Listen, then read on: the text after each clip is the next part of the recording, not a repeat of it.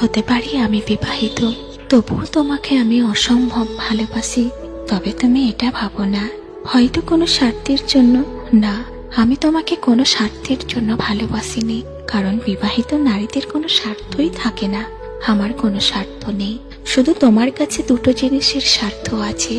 সেটা হচ্ছে ভালোবাসার মানসিক শান্তি, যেটা আমি আমার স্বামীর কাছে পাইনি। আমি যখন সংসার জীবনে হাজারো কষ্টের সঙ্গে লড়াই করে জীবন কাটাচ্ছিলাম, স্বামীর অবহেলা, স্বামীর কষ্ট, অভাব সমস্ত জিনিসের সঙ্গে যখন আমি লড়াই করে বাঁচছিলাম, তখন তুমি আমাকে ভালোবাসার হাত বাড়িয়ে দিয়েছিলে আমাকে নতুন করে বাঁচতে।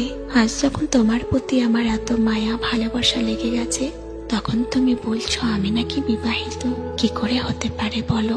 আমি তো তোমার কাছে ভালোবাসার হাত বাড়াইনি, তুমি তো আমার কাছে ভালোবাসার হাত বাড়িয়েছিলে। তুমি তো আমার জীবনে হাজারো ভালোবাসার স্বপ্ন নিয়ে এসেছিলে, যে তুমি আমাকে অনেক ভালোবাসো, তুমি নাকি আমাকে ছেড়ে থাকতে পারবে না, তোমার নাকি আমার প্রতি অসম্ভব মায়া। তবে এখন কেন বলো যে আমি বিবাহিত? কেন আমি বিবাহিত বলেই কি আমার ভালোবাসাটা মূল্যহীন হয়ে গেল? একটাবার ভেবে দেখো তো, আমি তোমাকে কখনো স্বার্থের জন্য ভালোবেসেছি?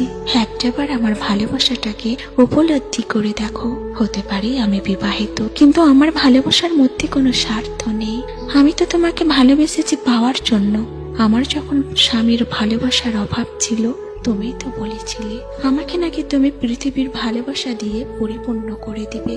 তবে আজ কেন বলছো আমি একজন বিবাহিত? আমাকে তুমি মেনে নিতে পারবে না, তোমার পরিবারের লোক মেনে নিতে পারবে না। তবে কি বিবাহিত মেয়েদের ভালোবাসাটা মূল্যহীন?